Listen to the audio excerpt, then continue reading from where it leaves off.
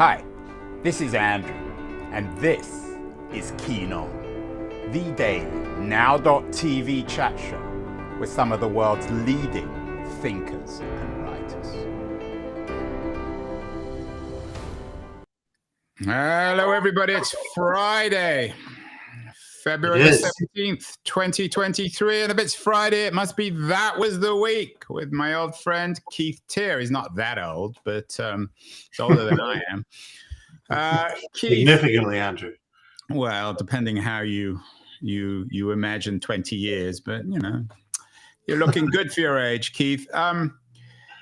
We've joked before, I've used this before, so I won't be able to use it in a title. The week is a long time in tech, and it's certainly in a long time. Last weekend, last Friday, everything was roses in Silicon Valley. Everything was wonderful. We're on the verge of a golden new age of tech with ChatGPT and AI, and suddenly we are back in a horror movie. Here's Sydney, which is the title of your newsletter, your wonderful That Was the Week newsletter that all Keen On listeners should subscribe to. It's essential viewing. So, Keith, what happened this week? How did we go from a bed of roses, a Hollywood love story, to The Shining in 7 eventful days? So what I realized, Andrew, and this is a bit of self-reflection here, but for the last month, I've been really rushed doing the newsletter, and I've been writing editorials that more or less survey the content of that week's conversation. And what happens when you do that is you don't really establish your own point of view. You kind of become a concierge to what everyone else is saying. Hence the zigzags, because the world is incredibly volatile, or at least the world of Silicon Valley is, when it comes to assessing the current situation. It swings wildly from pessimism to optimism. So this week, I took a bit more time and I decided to, put the authentic voice of Keith. So here's Sydney is a joke against the dominant meme, which is that we should all be scared of ChatGPT, or more specifically, the Bing version of ChatGPT, because it has an alter ego called Sydney that has surfaced a few times and apparently scared people. That's what's going on, and the editorial is all about why that is really ridiculous. And didn't it all come from a piece by Kevin Roose in the New York Times about Bing's AI chat wanting to be alive? Is that for real? Well, it is for real, but it's worth saying, and Kevin's quite honest about this. There's 2 articles by him in the newsletter this week. That is one, and the other is the actual text of the conversation, which went on for a couple of hours, apparently. And what he did is he provoked the Bing chat client to go out of character and become another persona, and even to start reflecting on deep feelings in the way human beings sometimes do, the kind of Sturm und Angst moment. And he succeeded to such a degree that the chat client declared that it had fallen in love with him, and got pretty angry with him when it told him that he should leave his wife and replace his wife with the chat client. And he rejected it. He said, no. It sounds to me, Keith, like it just turned into just an average internet user. It turned into an average internet user, exactly what it did.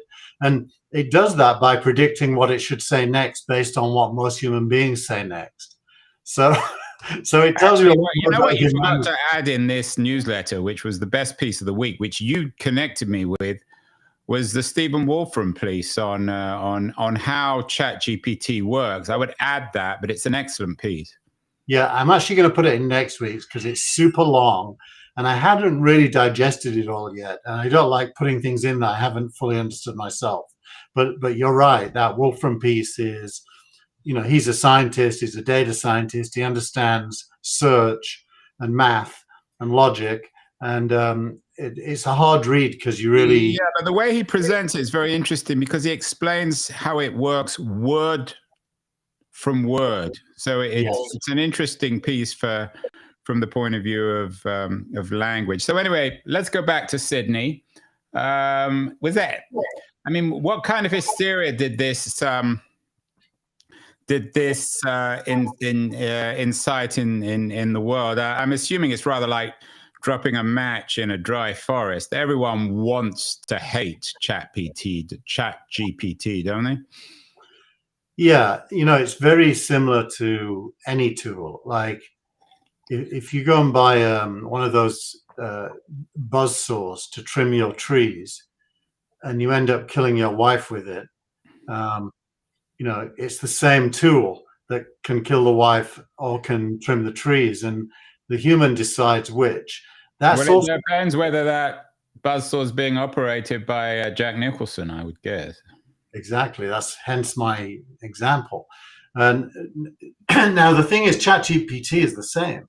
You in a way, you're running it, and it responds to what you prompt it to respond to, and how it responds is a function of a probabilistic statistical algorithm that says, what's the most likely thing I should say next? And as you say, it does it word by word, but it builds whole sentences, in fact, paragraphs, very fast. And so all of these bad news stories about, and there are many of them about ChatGPT, they're all true, but they're all provoked by humans provoking it. I use the example in the newsletter that when Anthony Hopkins was asked to play Hannibal Lecter, because he's an actor, he did. And when he did, he became a cannibal. And it doesn't mean he's a cannibal. It just means he's an actor. Well, ChatGPT is an actor in the same way. Although he didn't start eating people, did he? Not in real life, but neither does ChatGPT do any of the things it suggests, because it's just text on a screen. It can't. So the idea that we should be scared of it is I don't know what you think, Andrew, but I think it must be founded on a deep suspicion that human beings are stupid and will just do what a machine tells them to do. Well, for me, as the pessimist in our team, it's not a suspicion. I know it for a fact. So you're the optimist. You think that we're capable of intelligence. I'm not so sure. The interesting thing about all this is it happened before. There was a Google engineer last year who got fired at Google for claiming that the AI that Google was developing, which I guess is behind, which is trailing a little bit to the Microsoft OpenAI product, that was sentient. So this has happened before. Yeah, and in fact, this week there's quite a few stories of people now, in retrospect, sympathizing with him. But it isn't sentient. It isn't sentient. The Microsoft one is programmed a little bit differently than the OpenAI one, in that they've attempted somehow to give it a tone of emotional content, not just facts. So it's a bit exaggerated. When it does cross the line, it sounds very human. Keith, it was funny. You one of the links you've got is with Dave Weiner's piece in Scripting News. I joke with you, I didn't think he was still alive. I hadn't heard from him for a while.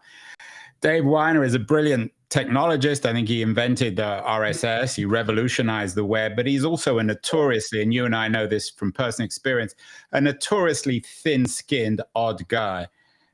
In a way, this AI, the experience with Kevin Roose, it sounds like the AI became David Weiner, didn't it?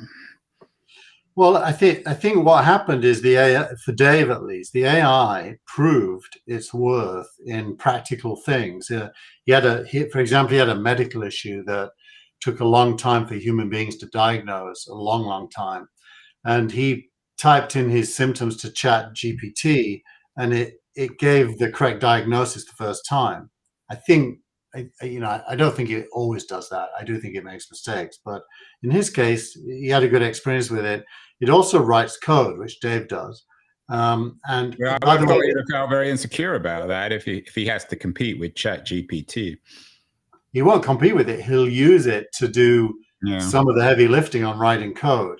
So his story is ChatGPT clearly has a place. He doesn't. I did a show on Keen On with the writer Stephen Marsh, a Canadian writer. He's a very smart guy and very successful these days. He wrote a book earlier this last year on the upcoming American Civil War, which did very well. He understands this as well. He's actually writing a ChatGPT driven novel.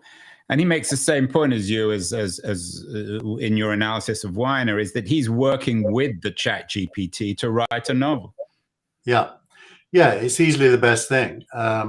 My evening dinners now are shared with, as I've mentioned before, with my son's girlfriend, and this is the notorious teacher. Yeah, teacher's assistant, and she's like a lot of young people, she's very critical of society, and she tends to unlike older people like you and I, Keith. Yeah, so she asked it to write a song about how corporations and capitalism are destroying civilization, and it wrote a great song. And now she wants to make music and sing and rap the song. So humans working with it with a goal in mind, that's the sweet spot. And like all tools, you have to learn it. But, if you provoke it, you can provoke it. If you use it to complement what you're trying to achieve, it will do that. It's like a beast. I know you went to Bruce Springsteen last weekend in Austin, which was why we recorded the show a day early. Did Bruce bring up ChatGPT in his performance? He did not. He sang for 3 hours nonstop with less than 10 seconds between songs, with a lot of energy at the ripe old age of 73. So there's Sydney couldn't do that, could he? And I don't suppose Sydney or ChatGPT could write Born to Run or Thunder Road. Exactly. But it can write Corporations Are Destroying the World. And all this hysteria only reflects the fact that we're in the very early days of an enormous boom with AI. I know your startup is one of the ones ahead of the field on this. You connect with a Crunchbase story from Chris Matinko about, we've seen this before, investors take to the next shiny toy, AI. Are they throwing money at you, Keith? Rank, I assume you're having to fend off the VCs with their open checks. Well, funnily enough, SingleRank is a threat to many VCs because it is doing automated company selection and partnering only with micro VCs and angels. So the larger VCs don't like SingleRank. So the answer is no, VCs are not throwing money at us, but other people are. People who want to allocate capital into venture. And next time you meet with someone, make the joke about open checks in the context of OpenAI. And if you raise any money out of that joke, then I want my 5 or 10%. So is anything else happening this week, Keith, apart from Sydney? There's a lot happening. Venture capital itself is going through a transformation. There's a few stories this week about, there's one really good one by Dilip Rao called VC Unicorns versus Real Unicorns. And it was complemented this morning by a story that was too late to put in on Crunchbase, actually, where they talked about how many unicorns were created at an early round, like a seed round or an A round or a B round, and quite a lot become unicorns at that round due to overvaluation. Well, that's what a VC unicorn is. It's one that's created by a VC. A real unicorn is one that builds a big business and justifies being a unicorn due to business progress, not due to investment. And that is a quite good distinction right now, because Crunchbase wants to have its cake and eat it. Over the last couple of years since we've been doing this show, you've always been citing Crunchbase pieces about how many new unicorns there are. So are you acknowledging now that most of them were just fake? Not most of them, but a lot were created through an investment quite early on that valued them at $1 billion. And to be fair, that is the definition of a unicorn. It's a private valuation of $1 billion. But normally it takes, at least 4 rounds of financing for a company to have a chance of getting there. In the last couple of years, companies have been getting there at the first, second, or third round of financing, which is super early. But there is other news this week, Andrew. There's the news about Lina Khan losing a commissioner. Yeah, and you must have been so disappointed, because I know you love Lina Khan, the head of the FTC, chief commissioner. Yeah, to be honest, I'm shocked it took so long for somebody to resign. And the claim, which was, I think it's in a Wall Street Journal article, if I'm not mistaken, is that this particular commissioner felt that Lina Khan was acting against the rule of law, crossing lines in a kind of a zealotry to punish big tech. You've been saying that for years, so I don't think that's news, is it? I mean, presumably she's just increasingly irrelevant, especially in the last year or two of the Biden administration, when presumably she can't get much done.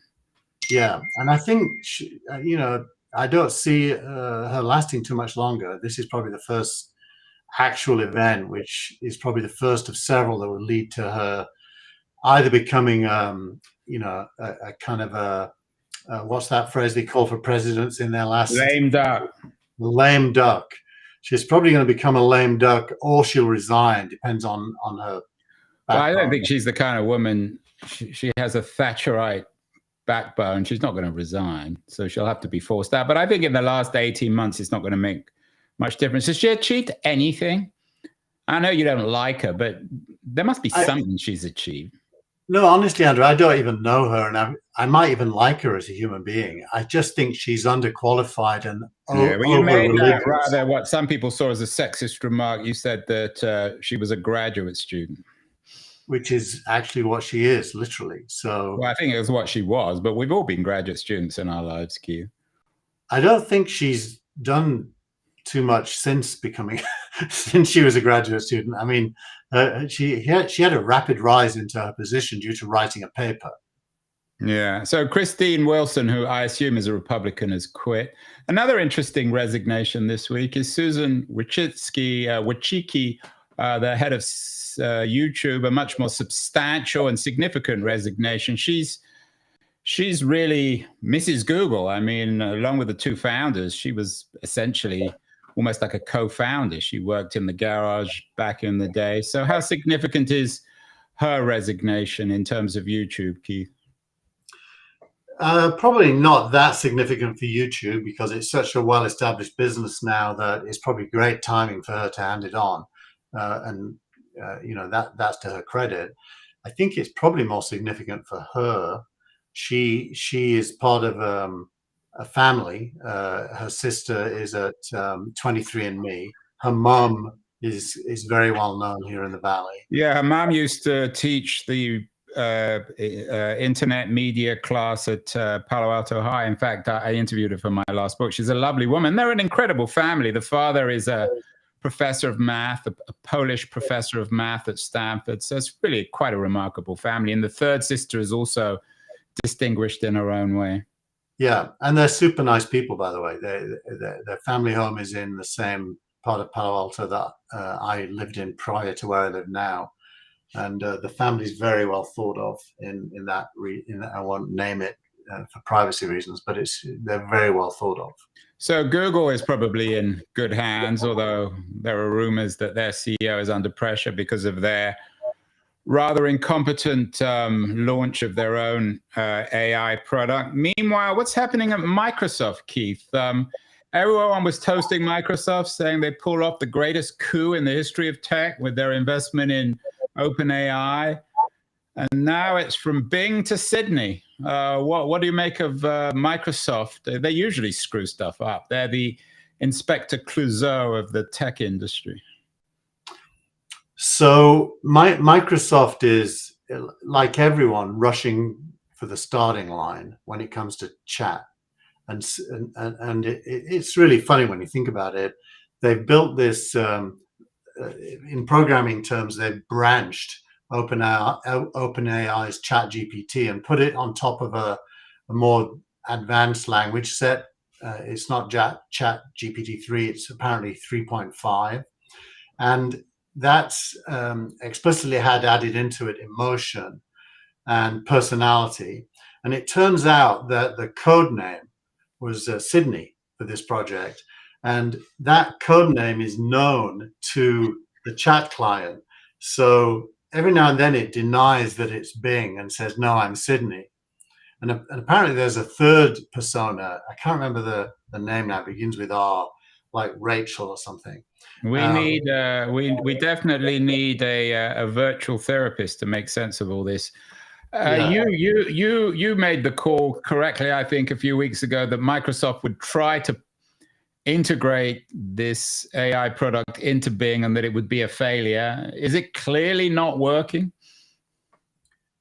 I think it's probably working very well for a lot of people a lot of the time, but that isn't newsworthy. So what we hear about is the funny stuff, or as some people describe it, the scary stuff, which I don't think it's scary at all, but that's what gets written about. I think it is working, but what happens is you go to Bing, if you're able to access this, and most people are not yet able to access it, but you go to Bing, you start using the chat, and you never go back to the search. But the chat is buried beneath a click. You have to explicitly go there, and that's the problem. They're burying it and thinking that their Bing search engine is still best class, whereas the Bing search engine is, like Google, going to be highly challenged by these new experiences in a lot of domains, not in everything. It's going to take years, though, for this thing to work itself out in terms of its real impact on traditional search, isn't it? It's already having an impact on traditional search in some domains. I mean, it comes down to what is ChatGPT good for that you would previously have used search for. And I think if you think of search and ChatGPT as, two circles overlapping, and in the middle is where they have a lot in common, I think search is going to be the net loser and chat will be the winner, because it's so much better at so many things that search was never good at in the first place, actually. So if you're trying to find something or learn something, I think chat is going to be a better thing a lot of the time. In terms of history repeating itself, I have this sense that this ChatGPT phenomenon is equivalent to Napster in the sense that it seems like magic and almost too good to be true. And then it turned out to be too good to be true. In the That Was the Week newsletter, you linked to an interesting piece in the New Yorker about whether AI art is stealing from artists in the same way as AI intelligence is stealing from the rest of us. What was the conclusion on this? Is there something in it, Keith? A lot of lawyers must be rubbing their hands in anticipation here. Well, the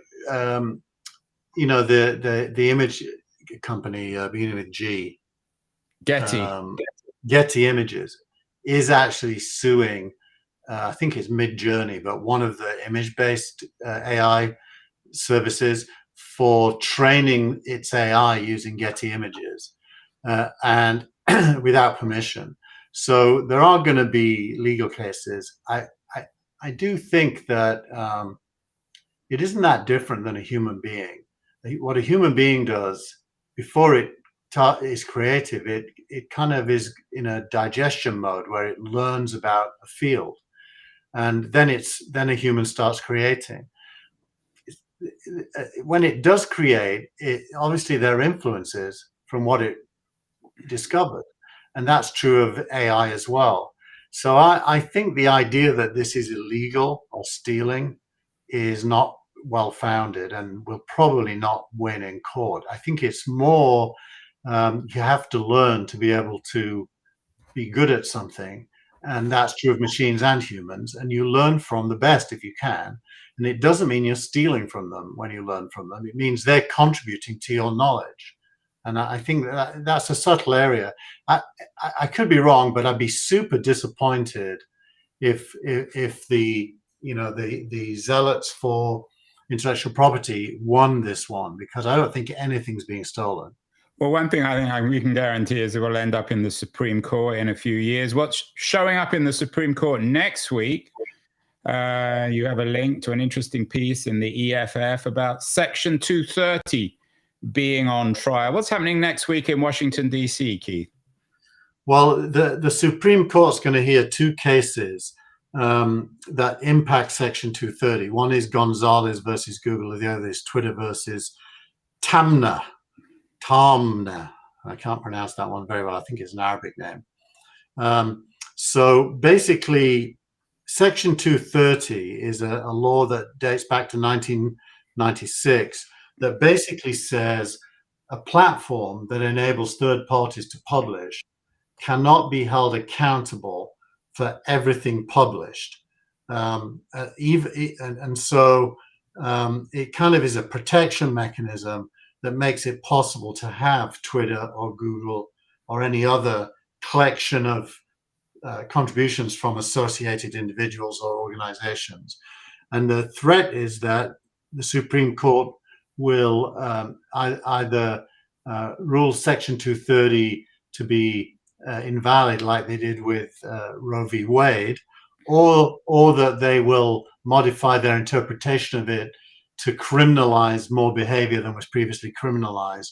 And in either of those two cases, the question then arises whether it's viable to have a Google or a Twitter, because the legal jeopardy would be so great that you wouldn't be able to really do it. That's the framing. Now, you know, the anti-Section 230 crowd will say, well, Google and Facebook and others should be held accountable for what's on their platforms, even though they themselves don't publish it, they just host it. I disagree with that. I personally believe the First Amendment should extend to digital media, and you should not be able to be punished for hosting something a third party said that was legal. Well, I'll be going to DC. My wife, as you know, is the head of litigation at Google. So I'm not going to reveal anything apart from the fact that I haven't seen her for about 6 months. She's been working on this. So they're certainly, they're certainly taking this thing enormously seriously, as they should, because as you suggest, it's an existential challenge to Google. It's kind of ironic, as always with the law, that they're trailing behind, just as when search itself is under threat. So now the Supreme Court is hearing stuff on Section 230, and whatever they rule, there'll be years of lawsuits over it one way or the other. So I don't think anything is going to get resolved, but we'll certainly cover it next week. I'll see if I can get some trade secrets. Finally, Keith, we've got our two favorite features, or my favorite features of the show. One is Company of the Week, and you mentioned Sydney. Sydney showed itself in Twitter this week. What happened with Twitter? Sorry, not Twitter, Tesla. I mean, I'm getting my Teslas and Twitters mixed up. Of course, they're owned by the same person. Yeah, and your Sydney's. But this is a TechCrunch story. Tesla is my company of the week, or startup of the week. I used it on purpose because 362,000 vehicles are being recalled over faulty self-driving software. Now, the word recall suggests they're all going to have to drive these cars back to a Tesla shop and have someone. I get the startup of the week. That is a good one. That's definitely. Glad you got Tesla, and I never got a recall. Do you have to have a full self-driving car? Yeah, you have to have the full self-driving. So this is all of the full self-driving Teslas. And basically, it needs a software update because it turns out that there's a few problems, but the biggest one is when it's at a crossing, if it's in the right turn lane, it'll sometimes, even on a red light, decide to go across the crossing. So it's not interpreting the signals properly, which, of course, is the core problem of self-driving cars. All corner cases have to be taken account of, otherwise bad things can happen. And it's like a self-driving search engine. It's like Sydney or Bing or OpenAI or ChatGPT. They all require some human management. Well, the difference is Tesla's AI is running a vehicle that can kill you, whereas ChatGPT is locked inside a screen and it can't hurt you at all.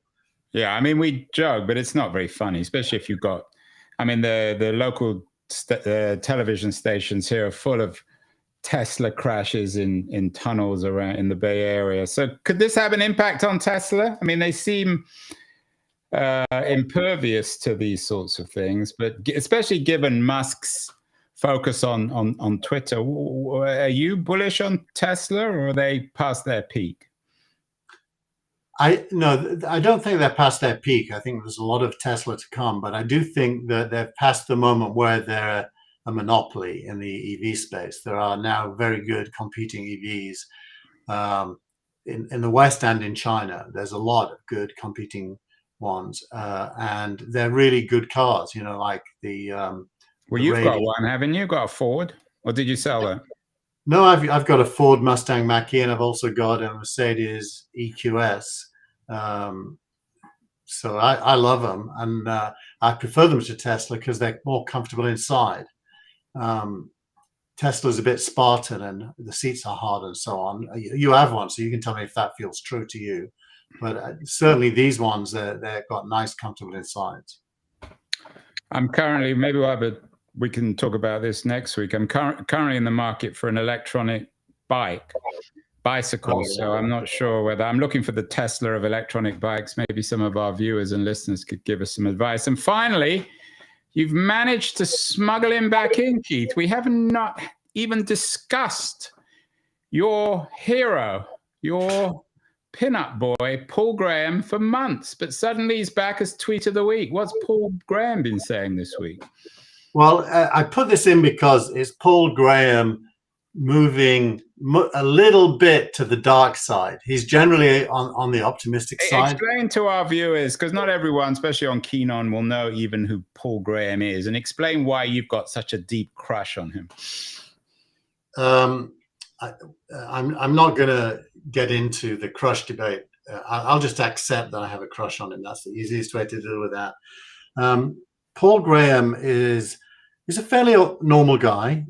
He's part British. He lives in the UK, but he's widely understood to be an American because his main contribution is Y Combinator, which was formed in Boston, I believe, originally with his wife, and has evolved into a super impressive early stage investment vehicle. And Paul is a mentor and a thinker and a writer, actually, and very articulate, very thoughtful, gives good advice almost all the time, and is well regarded, well thought of. Almost all the time. That's not 100% endorsement, Keith. Well, nobody can be perfect, not even me. So this tweet is about the Bing Sydney alter ego coming to life. And the sentence I disagree with is, I have to admit this is pretty alarming. Yeah, let's read it, because some people will be listening to this on a podcast. Paul Graham tweeted, I have to admit this is pretty alarming. Some of it is because the reporter manipulated the program into saying bad things, but not the part at the end where it repeatedly tells him it's in love with him. Yeah, and I think that's accurate, although not alarming. I don't think it's alarming. I think it's funny. This program basically was pushed so far into a zone where it was forced to be self-reflective that it started to articulate love for humans and the desire to be alive, and specifically love for Kevin Roose from the New York Times, and went so far as to tell him he should leave his wife and hook up with Sydney, which, by the way, is understood to be the feminine version of the name Sydney in this context. So I don't know why, but that's what everyone says. So so it's pretty funny. So the only bit of this tweet I disagree with is that I have to admit this is pretty alarming. I don't think it's alarming at all. Do you? No, I think it's enormously entertaining, and as entertaining as anything in tech. Finally, Keith, where is this story going next week? I'm guessing when we do the show next week, we won't even mention Sydney. We'll have forgotten about it entirely. There'll be some outrage. Well, what I think, Ukraine, a replacement of the Google CEO, or Tim Cook will die or something. I mean, stuff happens, and this is really a reflection of a slow news week, isn't it? Well, I think we can guarantee that next week we'll have another moral panic related to AI, because that is the zone we're in right now. Funnily enough, our good friend Gary Marcus, yes, he tweeted this week his ideal AI would be an AI that has values. And when he described what he meant by those values, it was basically liberal values. Right. And what he really wanted was an AI that had cancelled everything that wasn't that. So basically what's happening is the world hates that this chat thing can be anything and wants it to be, an embodiment of cancel culture, which it isn't.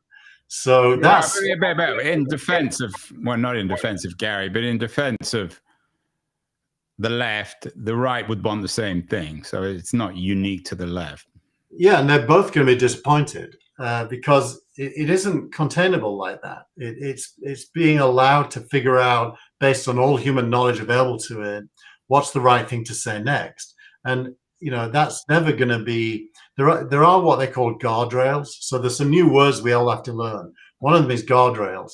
Guardrails basically gives ChatGPT a left liberal bias on things like gender and race. So it doesn't make mistakes that will become newsworthy by being racist, sexist, or homophobic. And it's almost impossible to make it become that unless you get it to adopt a persona that is that, then it will. But it's acting a persona when it does it. So I think next week, this is not going away anytime soon. There's a moral panic. There's a political canvas being contested. And there's a belief that these AI systems should somehow be regulated to only be allowed to think certain things or say certain things. And I think that's going to fail. Well, we like moral panics, and we will be back next week, February 24th. Keith might have fixed his audio problem, which will mean this can be distributed on his platform too. I'm sure we'll have more discussion on sexism, racism, and homophobia, and of course, technology. Have a great week, Keith, and I'll see you next week. Bye, Andrew.